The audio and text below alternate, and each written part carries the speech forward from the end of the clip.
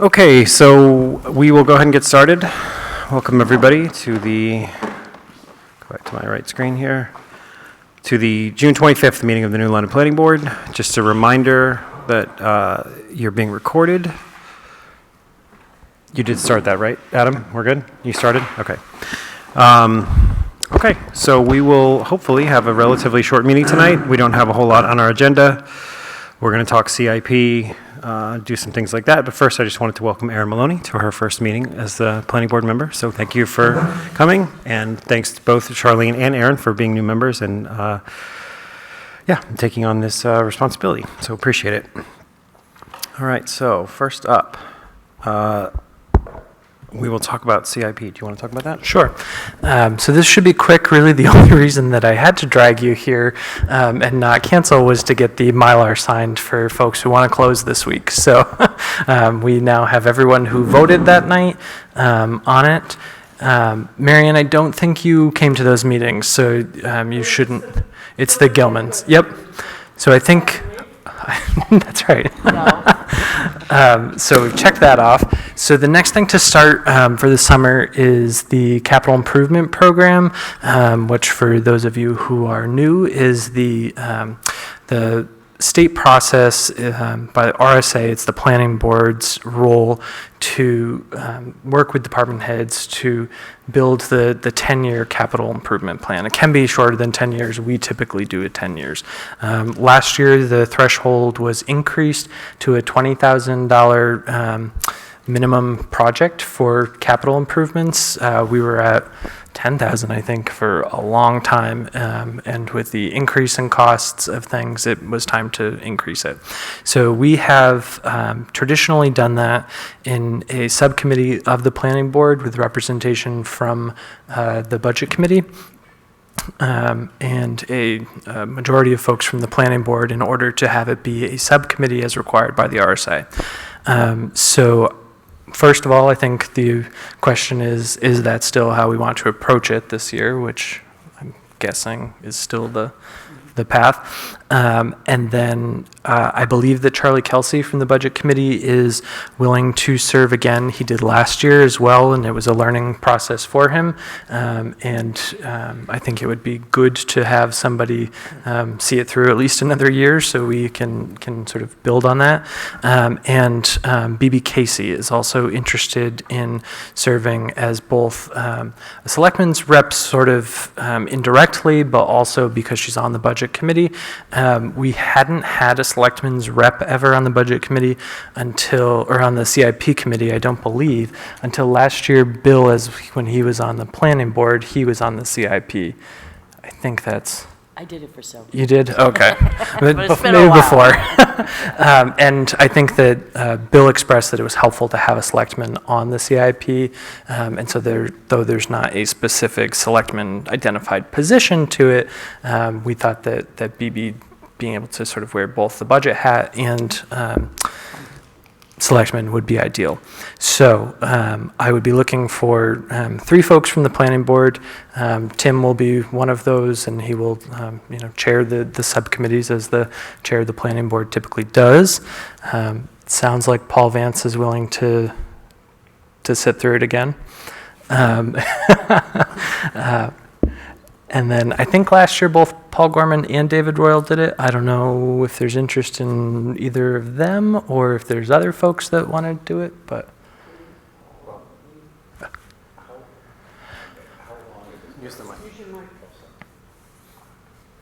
I raised that issue because I think my time on this board evaporates next March. So. Yep. So this is usually a relatively short process. So usually end of July, August, September, and then we bring it back to the planning board for public hearing in September, end of September, early October usually. So I think though the committee will decide when the meetings are. The last few years we've done 7:30 on Friday mornings, I think, typically, and gotten them out of the way for the day. And I think last year we had 5 meetings. Does that sound right? It wasn't a huge lift in terms of compared to other committees. So do you want me? We want anybody. Yeah, sure. Right, yes, always, but also anybody else have interest? Anybody? So Paul, would you be willing to do that again? Okay, So we have thank you. Tim, Paul Squared, and BB, and Charlie. Okay, and I need to follow up with Charlie to confirm that. I'm hoping that he did. Okay, that's good. Hoping we can try to get a July meeting scheduled, though we typically would not actually meet with department heads until August because we try not to get to them too early because their budgets aren't due until mid to end of September. And so a lot of times they're still in the sort of background work process. However, with the change in leadership at Public Works, I think it would be sort of unfair to Sam to have him go through the CIP process alone in his first 2 weeks of Director of Public Works. Not that I don't think he's capable, I just think he's going to have a lot on his plate and he might appreciate us at least starting the Public Works before that. So I would like to try to shoot for a time in July to just meet with Public Works so that Bob can work with Sam on getting it built. The other variable in all of this is that we have new budgeting software that Lynn is currently working with the consultant to get set up. It has a CIP module that we intend to be able to use. We're not quite there yet on building the software. I think things are a little delayed, so I don't know exactly when we will get access, if we will be able to use it for the CIP season.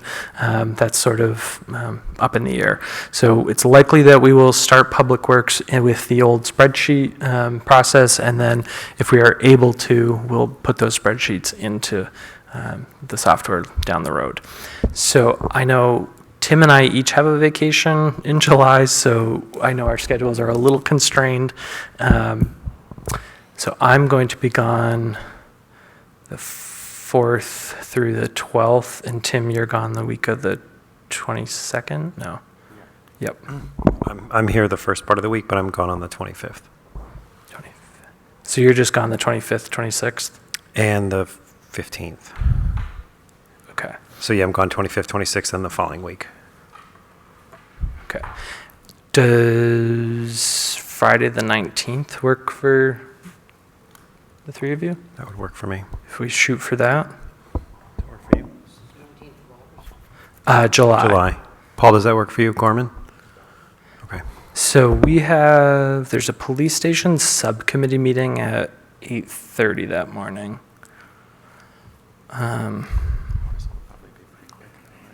So yeah, if we could do 7:30 to 8:30,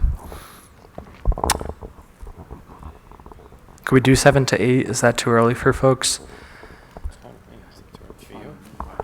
Okay, because that way, if we're out of here by 10 after 8, the police committee can have 20 minutes to get set up so that we don't delay them, if that works. Yeah, no, that's fine. I come in early those mornings for those meetings and get set up, so it's no. That's right. Yeah. Sorry, Joe, I didn't see you. Yeah, I have a question for Adam. Adam, are you looking at capital projects only from the department head's perspective, or do you guys include, things like the Energy Committee, what you wanted to do, Conservation Commission? How do they fit into the scheme at the end? So all of those chairs are told that the process is happening, and then if they have stuff that they want to talk with the committee, we'll schedule them. Some years they say, I just don't have a need to sit down with them, and so then we haven't. Thanks. Yep. I think Conservation Commission took us up on it last year, but I don't think Energy did. But it's different every year. So we're sticking to 7 on the 19th? Yeah, if we can do 7 to 8 on the 19th, that would be perfect. 7 o'clock. We're going to do that one a little earlier in order to clear the decks for the police subcommittee meeting. On the 19th of July. Yep. And I will confirm with Bob Harrington that he's available. I know his schedule is getting a little crazy for the last couple of weeks, but... And as far as organizational things, I mean, typically we would have a meeting before we meet with the department head to flesh some things out. Obviously, this year is a little out of whack, but if I give him the same parameters of $20,000, 10-year outlook, you think that's still what you're on board with? Okay. I think that's reasonable. We could always adjust if we needed to. Yep. Okay. So I think that. They're going to start with the same spreadsheet that they had last year. Correct. We don't, I haven't actually seen the CIP software, so I really don't know what it looks like. They're supposed to be getting to that point, hopefully for me to see a demo in the next week or two. I think last year we decided that the numbers from last year would be in there tentatively, right? So we'd be able to see them? Hopefully. I think they're several weeks behind on getting it all set up, so. Oh, I thought you had that. Oh, the spreadsheets, yes. The spreadsheets last year's are already all in there. It's the new Questica software that hopefully each department head will actually have their login so that it's not them putting it into an Excel spreadsheet and then me putting that Excel spreadsheet for just their department into a master workbook with all of them to make the whole plan, that they would just input directly, because the formatting to copy from different Excel books is always a disaster. So hopefully it will smooth out the process. And That's great. that's it. The selectmen have their, Yeah, I was going to mention. what are we calling that? June meeting, June gathering. June gathering? Right. On Thursday morning, Right, 8:30? yep. Do you want to say anything about it? Sure. No, Good. just come, Come. especially you two. That was my only announcement, the June gathering. Oh, So, sorry, I yeah. didn't mean No, you're good, but I didn't have any. Let's look where we are. So we're good on CIP, right, for now? We don't have minutes to talk about. Let me see. No new business. All right, so public comment. Anybody from the audience who would like to talk about something? Yeah, come on up. And Karen, just make sure the mic's on. Great, thanks. Hi, everyone. Karen Epstein, and I have a question. That's on great. And it pertains to permits. Adam, maybe you could clarify something for me. I was curious, for projects that have applied for a permit that are in the water precinct, does the water precinct see the materials before the permit is approved, or are they on an after-the-fact notification? Specifically, what kind of permit?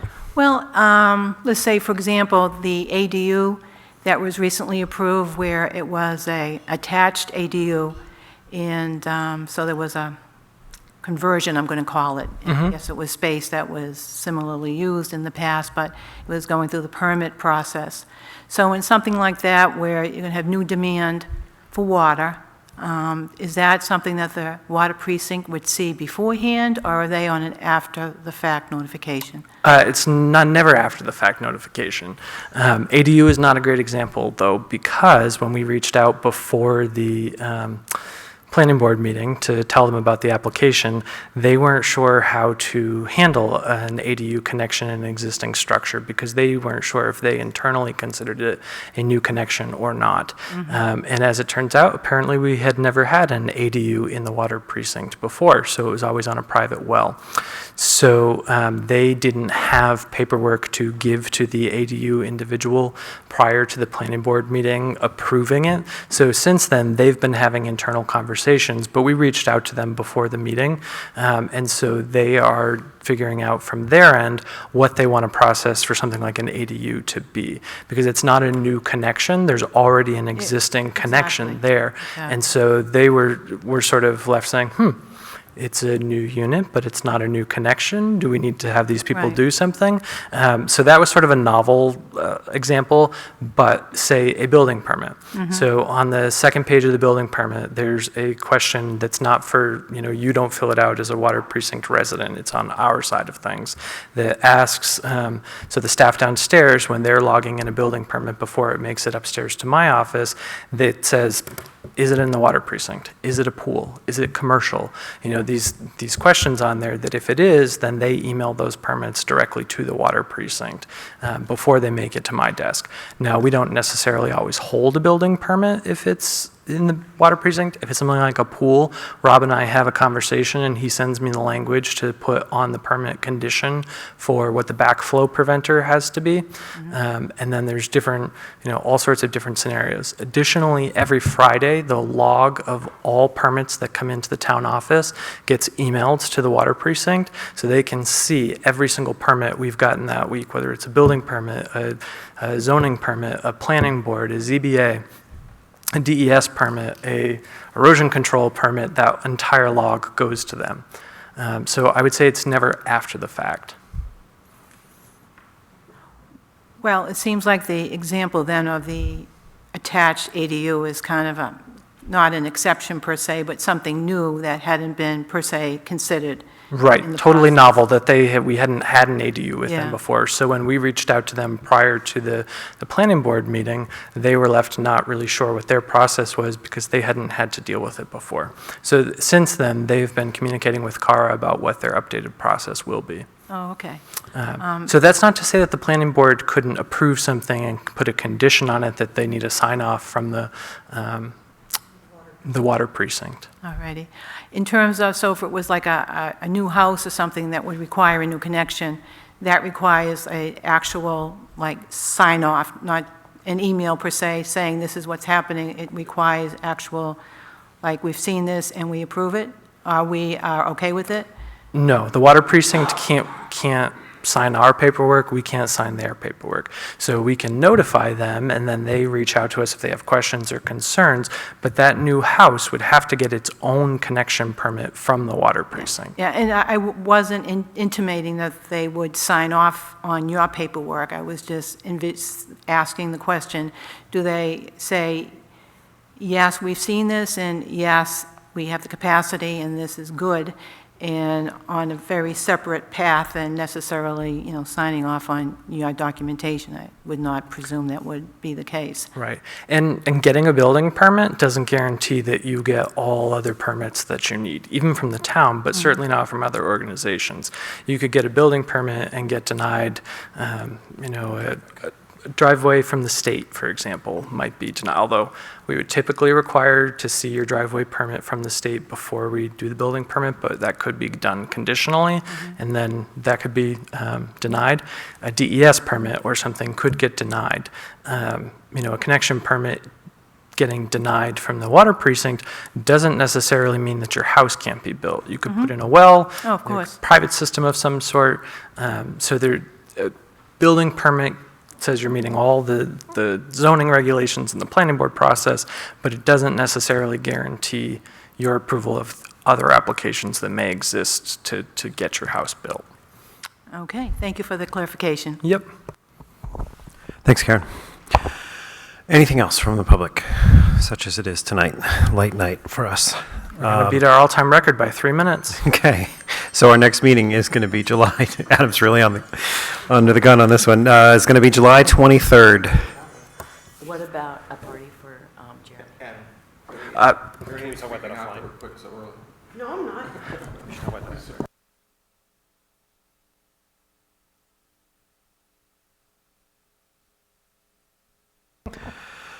Okay, so all I need now is a motion to adjourn. Second. All right, moved and seconded. All in favor? Aye. Aye. Any opposed? Thanks, everybody.